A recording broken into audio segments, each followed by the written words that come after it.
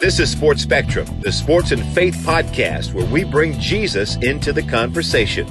Here's your host, Jason Romano. Hey guys, welcome to the show. I am Jason Romano. My email address, jason@sportspectrum.com. jason@sportspectrum.com. That is actually my email address. It comes directly to me, and I put it out there because I'd love to hear from you. Any ideas you have, any future guest ideas that you have, any thoughts on Cori Close, our guest today, I'd love to hear from you. Email me, jason@sportspectrum.com. And we are presented today by IJM, the International Justice Mission, doing amazing work helping to protect more than 150 million people around the world from violence and oppression. This is a chance for you to join IJM in the fight to end slavery. Go to ijm.org/TF and become a Freedom Partner today. We're also presented today by Compassion International, great partners and sponsors here at Sports Spectrum. This is a chance for you to team up with Compassion to release children from poverty. You can learn more by going to their website, compassion.com/teamup, compassion.com/teamup, and pray about helping to release a child from poverty. Really excited to welcome Cori Close, Coach Cori Close, to Sports Spectrum. She is the UCLA women's basketball coach, and she's been there now entering her 10th season coming up here in 2020 into 2021. And she's got 195 wins and 103 losses. She's had a lot of success, 3 Sweet 16s, 1 Elite 8. She talks about here today on the show her desire to win a national championship, which if you're a coach, of course, that's what your desire is. And last year in 2019-2020, they were on their way to competing for a national championship. They went 25-4. The year before that, in 2019, Cori was named the Pac-12 Coach of the Year. She was also a pretty good player in her day. She played at UC Santa Barbara, was the first player in school history to record more than 1,000 points and 500 assists for a career. And in 2005, she was inducted into the UC Santa Barbara Athletics Hall of Fame.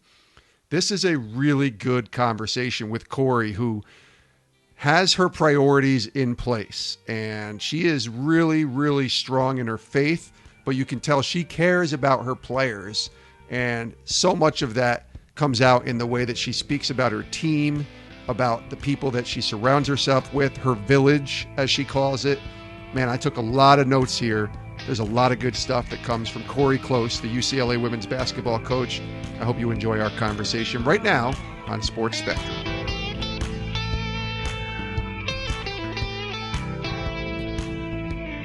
Coach Cori, welcome to Sports Spectrum. Well, thank you so much for having me. It's going to be really fun to be able to have this chat with you. I appreciate you having me. It is. It's going to be a lot of fun. And there's so much to talk about, so much that we could talk about. And there's so much I want to learn about your journey. But I want to start with August 2020. You did this Proverbs challenge that I've seen on Instagram. And I thought, wow, that's really awesome. Let me just start with that easy way to kind of get into the conversation about the Proverbs challenge, why you decided to do that, and what that challenge entailed as you walked through it. Well, so I have so many great people and mentors in my village, but one of them is a pastor, but a really good friend now. His name is Ken Corver, and his daughter, Cori Corver, played for me at UCLA. And, a lot of you know his nephew, Kyle Corver, who plays in the NBA and all of those things. He's a wonderful guy as well. But Ken was doing with his church here. He runs a church, Emmanuel Church, down in Compton / Paramount, and he's just been doing incredible work in his neighborhood, and he's doing it with his church. And he challenged me. He said, what about joining us? And I actually, a few of our players are doing it. A couple of our staff members are doing it. And so even one of our committed recruits said, can I do it with you guys? And, but you read the proverb, you have to pray one of the verses, write one of the verses, and share one of the verses of that particular proverb. And it's one per day. And it's just been a really wonderful anchor. We have so many difficult things going on in our world, and so many complicated issues. And what I love about Proverbs is just there's some very direct and simple choices, and that if you do this, this happens. If you do this, this happens. And I just think it's brought some clarity in a very complicated time. I loved what you said. You kind of just breezed through it in the way that you were talking, but you said, I have so many mentors and people in my life. And you said that they were in your village. You used the word village. Why that word? I really like that. Well, I really believe I've been so fortunate. Every morning I wake up and I try to write, I thought I shut it off. I tried to write 10 things I'm thankful for. And in almost every day, one of those is my village. And I mean that on two fronts. One is when I was growing up, my parents did an unbelievable job of being really intentional about our community. And so we had, there were people from our church, people my dad taught with, our neighbors, and they were amazing. In fact, just last week, one of those people that I've known since I was born, Gail Kane, sent me this article from Christianity Today, sort of really diving into some of these really tough issues of social unrest and of Black Lives Matter and the division sort of within the church and how to wrestle through what the scriptures talk about that. And, I'm so grateful to have these people that have stood the test of time. And so one is in my personal life growing up, I had a very intentional village. My parents, I heard there's a great book out called Sticky People. And you have a daughter, a 16-year-old daughter, you can relate to this, that you can teach your daughter something, you can say something to her growing up, and it is in there. But when you have somebody else from the outside that says the same thing, sometimes those are the people that make it stick.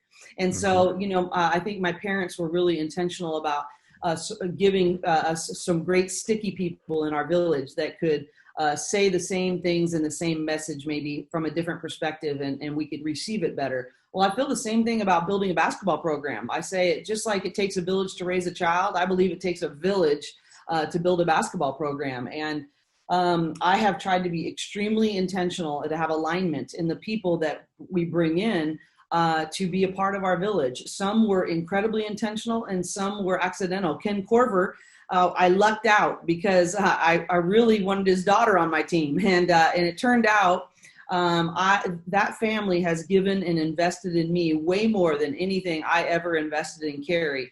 And Carrie's now coaching with the LA Sparks and the Wubble. But Ken, I probably get a text from him, every other week, and he's such an encourager, but he's a major person in my village. And I sort of just lucked out on that one, but he's been an exceptional example to me. It's really good. Cori Close is our guest here on Sports Spectrum, the UCLA women's basketball coach.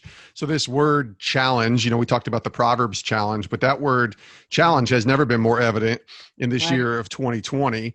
You're in LA, and that city in particular has been hit hard with tragedy, trials, and challenges. Certainly Kobe's death started this 2020 year in such a horrific way in a lot of ways. And then the pandemic, even the 2020 NCAA tournament being canceled. You guys had a really great season last year, 25-4, and then quarantining and social justice, just so much to talk about. And because we don't have 3 hours to get all of it in there, Cori, I figured I'd just start with asking just how challenging this has been for you as a coach, just 2020 in general. What's this been like? Well, I think it's definitely been the most challenging of my leadership career, period. And I think one of the things that's been so difficult is you mentioned all those events, but none of those events are surface level. They're intense events. Right. Kobe was he was a neighbor actually of one of my players last year. There was a senior, Ali Rosenblum. He's been very involved in the women's basketball community. And it really hit our players. It hit me harder than I thought. I didn't have a personal relationship with Kobe, but it hit all of us. And then, going into the mourning, the grieving of getting our season canceled, and then the isolation and difficult things of COVID. And there's just so many parts of that. And so it's just been a really difficult thing to have so many things in chaos that are so intense. And I think even just really trying to balance my own heart is it's been challenging.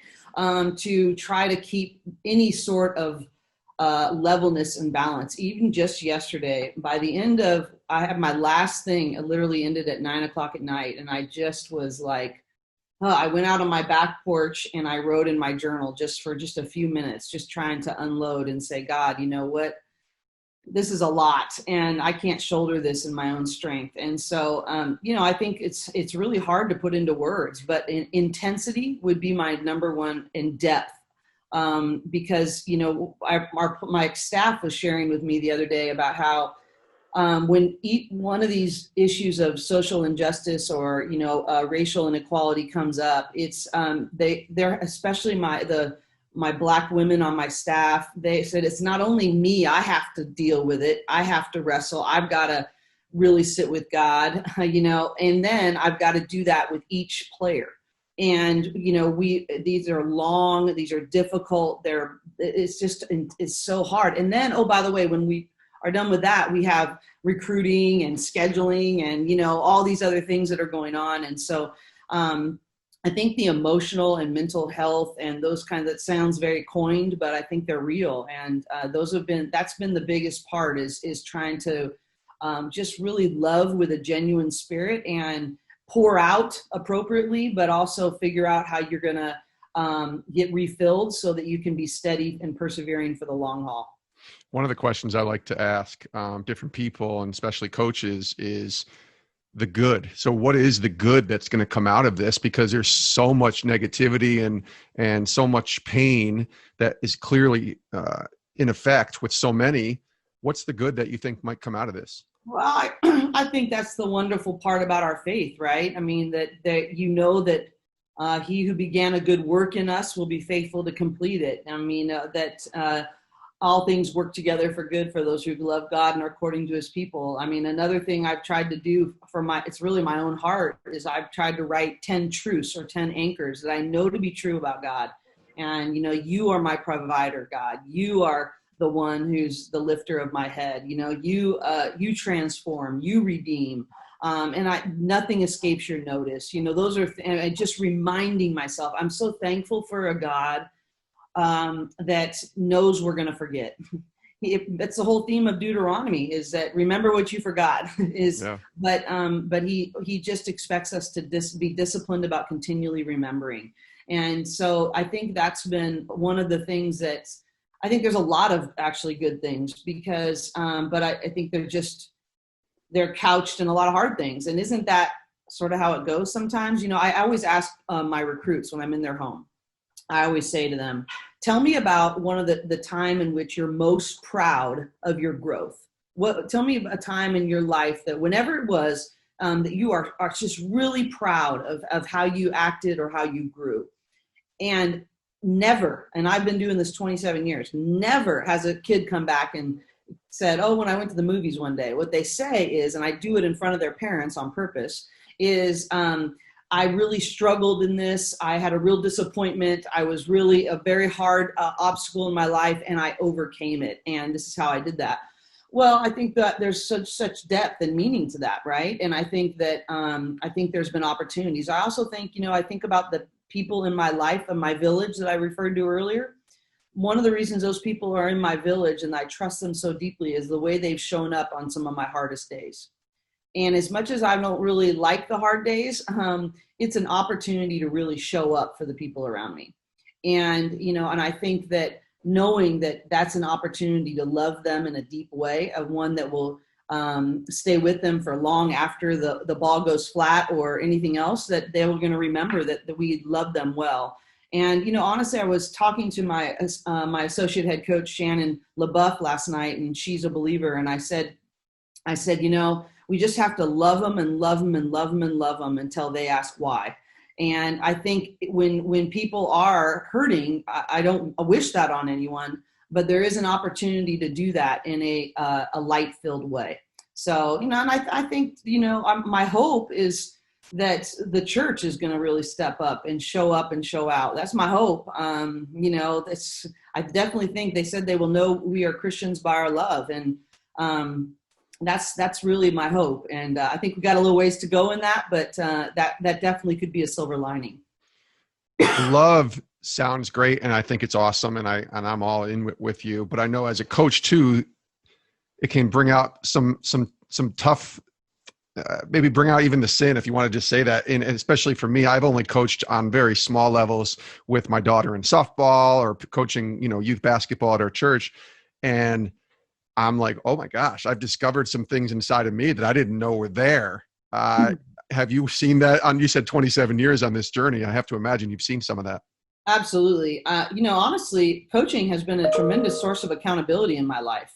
And, I think that's as much as I don't always like it. I've surrounded myself with incredible people on staff too. And that too, I always say, if you want to stay on track, you better surround yourself with really good truth tellers and not yes people. And I think that a really good friend of mine said, Julie Brown told me, you have to have 5 really good truth tellers and 5 people that you can say, I'm barely surviving here. I just need this to be a safe place. And honestly, that has been huge in coaching for me, is that both and are on my staff. And sometimes that's really uncomfortable. Or sometimes it's rolling off my tongue to the players, and I'm like, ooh, my heart needs that. My life needs that correction. And so, yes, and just the competitiveness, even in this Proverbs challenge, so much of it was you're so competitive, and you want to win, and you want to one up, and you want to be successful, whatever that is. And I think Proverbs has been such a great reminder to me about, what do you celebrate, and what do you wish upon others? Do you really want to go the narrow path? Or, it's just things like gossip. And, in the sports world is so small. And what we do is talk about each other all the time. And I think that's one of the things that I've been, convicted on is, just staying on my road. God has my road and my path, and that he's designed for me to walk in, and to not get so distracted by what he's doing on someone else's path. And, that's really not my business. But I agree with you. I think that whether it be the internal desire to have significance or to be liked or to whatever the case might be, it's accentuated in very pressurized environments, and coaching provides that. I've said becoming a head coach has brought me to my knees more than anything else. And it's forced me to ask forgiveness more than anything else. So, I think, yes, it's if you let it can be a great teacher for you. Quick break from our conversation with Cori Close to tell you a little bit more about our friends at IJM, the International Justice Mission. Such great partners of ours, and we believe in the mission that they stand for, helping to protect more than 150 million people from violence across the world. This is a real problem. We, of course, side with IJM in believing that every person deserves to be safe and free from violence. And what IJM does is they partner with local authorities to rescue victims of violence. They bring criminals to justice. They are restoring survivors and strengthening justice systems. You can't get more important work than that. But it's work that they cannot do alone. They need your help. They need our help to become Freedom Partners, some of IJM's most loyal partners in the work of justice. And their support of $24 or more each month helps survivors of slavery and violence from the moment they are rescued until they are fully restored. You can join the fight right now to end slavery in our lifetime by visiting ijm.org/TF to become a Freedom Partner today. We're also presented today by Compassion International, our longtime partner and sponsor here at Sports Spectrum. And COVID-19 has left nearly 70,000 children without a sponsor through Compassion. That is the capacity of an average NFL stadium. So as the world is in the grips of the pandemic and COVID-19, it's led to more sickness, parents aren't working, and food is scarce. So Compassion International has teamed up with some of their pro athlete friends to respond to this challenge. And with your help, they're hoping to fill the stadium with urgent support for a stadium's worth of children in crisis. So here's how you can help. You can go to the website, compassion.com/teamup, and consider donating to help these children through the critical next 12 months. Every donation helps fill a seat toward a year of needed funding. So go to the website, compassion.com/teamup, and pray about donating and helping to release children from poverty today. Let's get back to our conversation with UCLA women's basketball coach Cori Close here on Sports Spectrum. We love telling stories of faith here and testimonies, sharing with how people came to begin their journey of faith. Could you share your journey and a little bit of your story? Well, I think that my journey is one that I grew up knowing all the right things to say. I referred to my parents earlier in the podcast, and I'm the only one in my immediate family that didn't go full time with Young Life. My parents met on Young Life staff, which is a youth ministry, and they did a phenomenal job of really showing me what it means to love your neighbor and what it means to give your life away for the sake of others. And people ask me all the time, how did I learn to recruit or fundraise? And I said, Young Life, they taught me. But I think growing up in our home, I just, Jesus was that was it. That was the reason we moved to the neighborhood we moved to. That was the reason my dad chose the high school he chose, to teach at, and so on and so forth. So I was really lucky that way. And I would say at an early age, I accepted Jesus into my heart. But I would say it was a little bit more of a performance thing more than anything. Is I knew that was the right thing to do and say. But the great thing is I had so much wisdom and truth sown into my heart my entire growing up years. But I really think my true, Christ following journey started my freshman year of college. I went to UC Santa Barbara and I played basketball there, and basketball in reality was really my God. And I think I was about 9 games in, I was starting, and everything was going great. And I turned and ruptured my Achilles tendon, and it just, it exploded, and I didn't know what to do. And I remember I got this note from someone in my village, and it said, sometimes, Cori, I remember it, I'm 49 years old now, and I remember it like it's yesterday. She wrote me, sometimes God, when you're a real doer, God lets you get to the end of your rope where your only choice is to let go and let him catch you. And I think that's sort of the first time I ever sort of let go and said, I can't do this, God, I need you. And sort of let me crawl into his lap. And I said, okay, I want to follow you. I want to learn what it means to abide with you, to have a relationship, to be obedient. And really, I think that's when a more dependent relationship really began.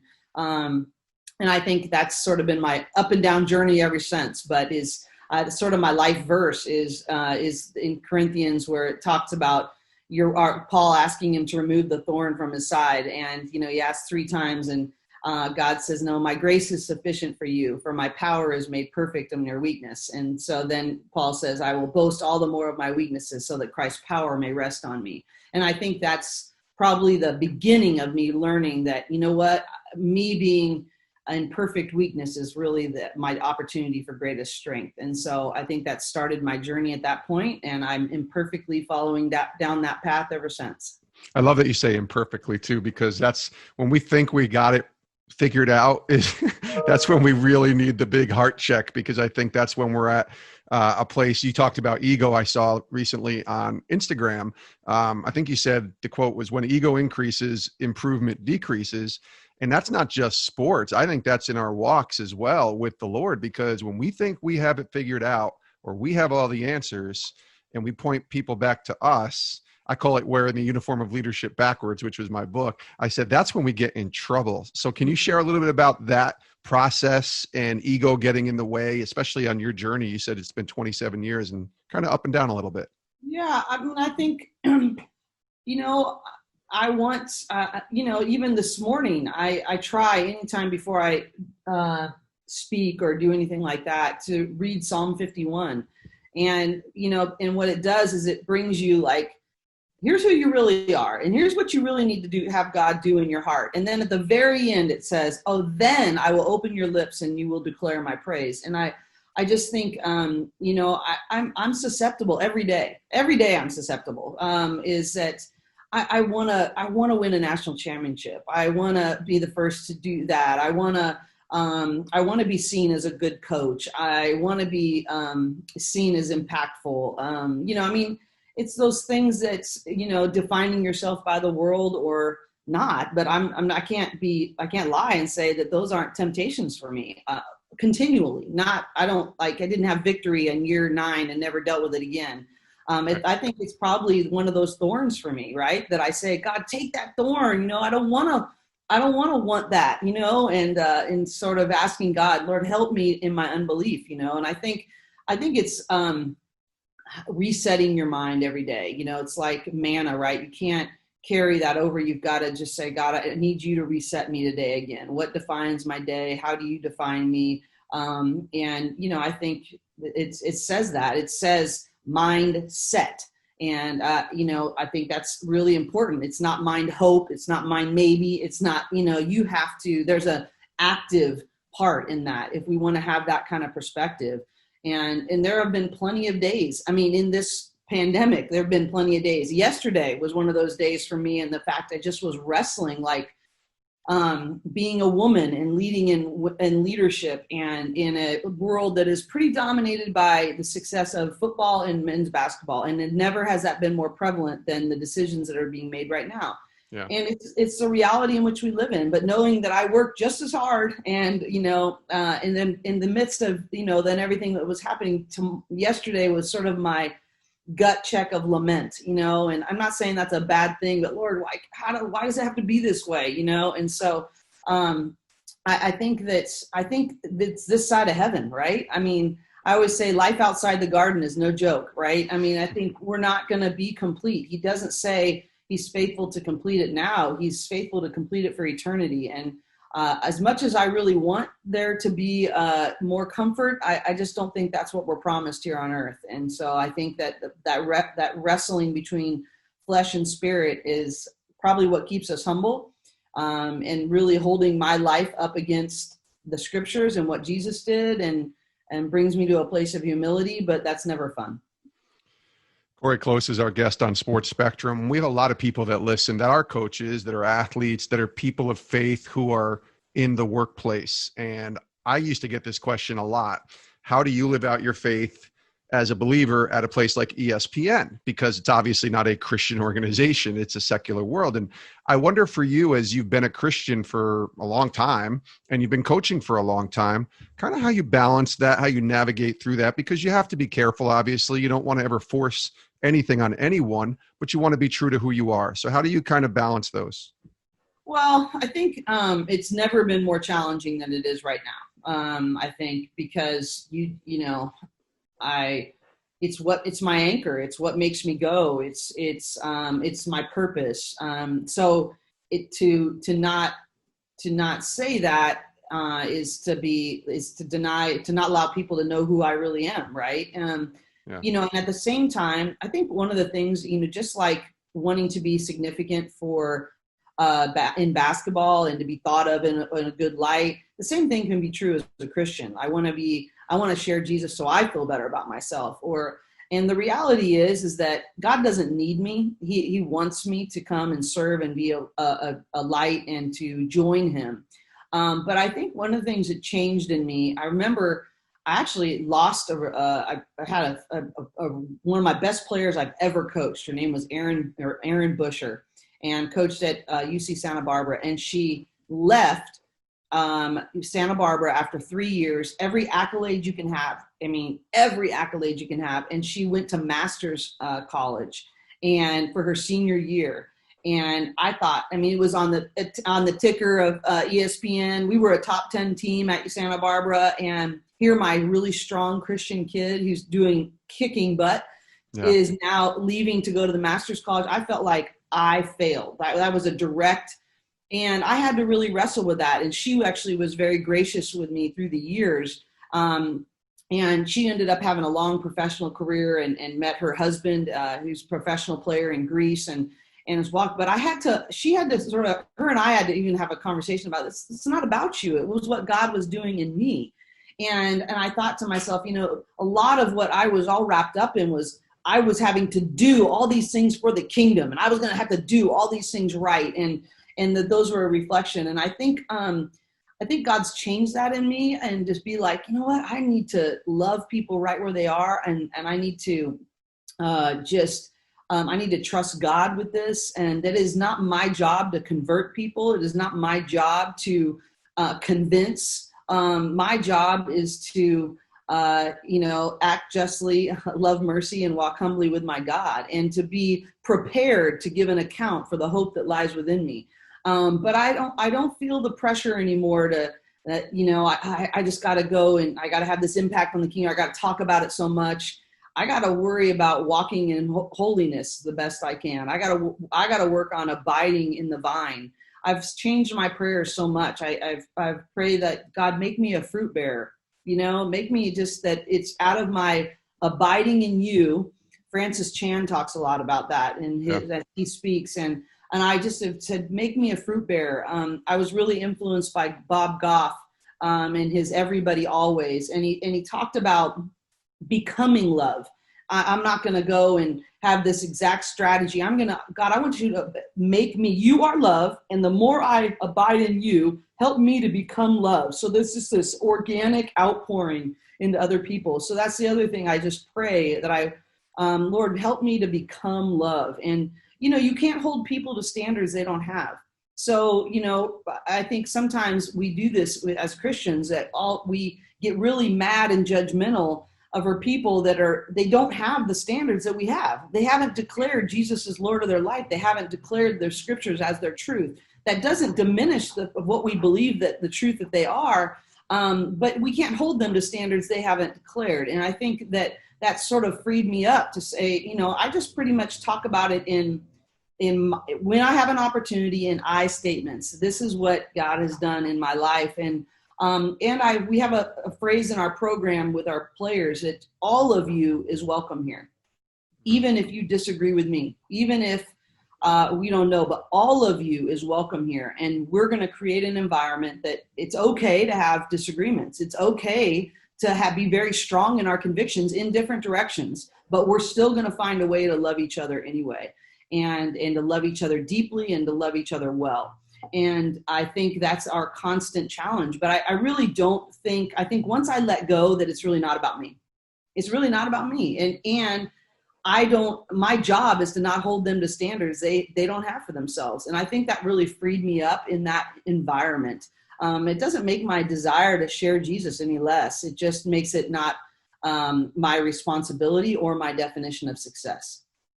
That's really well said. By the way, you mentioned Bob Goff and Francis Chan. Both have been on this podcast, Sports Spectrum. And when I talk to them, I feel so inferior. I don't know how you feel when you listen to them, but they challenge me so much. Absolutely. Yeah, I'm really, it's just so amazing, some of these people that have abided so deeply with Jesus. And I think that they obviously are incredibly knowledgeable, both of them. But sure, the love of Jesus and of their neighbor in such an organic way is so evident. And that's what I would love to model my life after. Absolutely. Cori Close, this has been great. Thank you so much for being here today on Sports Spectrum. All the best to you.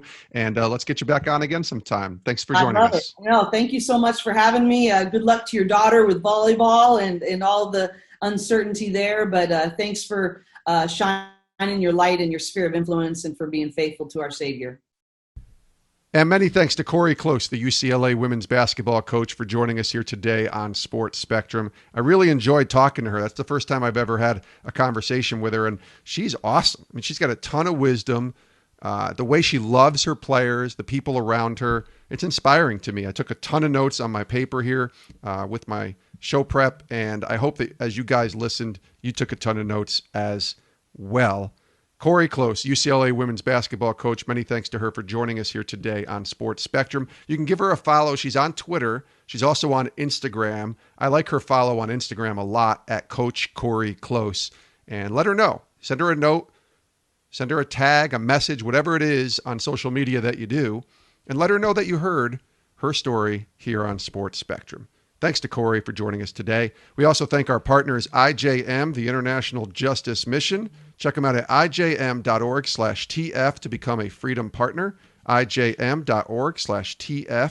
to become a Freedom Partner. And of course, Compassion International, the most trusted child development ministry in the world, a great place for you to donate and help release a child from poverty. Check them out at compassion.com/team up. We also want to direct you to our website, sportspectrum.com. That's the home base for all of our content here at the Ministry of Sports Spectrum. Check it out, sportspectrum.com. We got daily devotionals. We got articles all day long on the intersection of sports and faith. And of course, we got every single podcast right there to listen to at sportspectrum.com. And lastly, whatever app that you're listening to this podcast on, do us a favor, click that subscribe button so that you never miss an episode of Sports Spectrum's podcast. We got 3 to 4 episodes every single week, brand new conversations, and an archived episode library of 500 interviews that we've done and conversations that we've had here at Sports Spectrum. So definitely check it out, subscribe, and thank you so much again for tuning in and listening. We love you guys, and we'll see you next time right here on Sports Spectrum. Hope you all have a great rest of your day.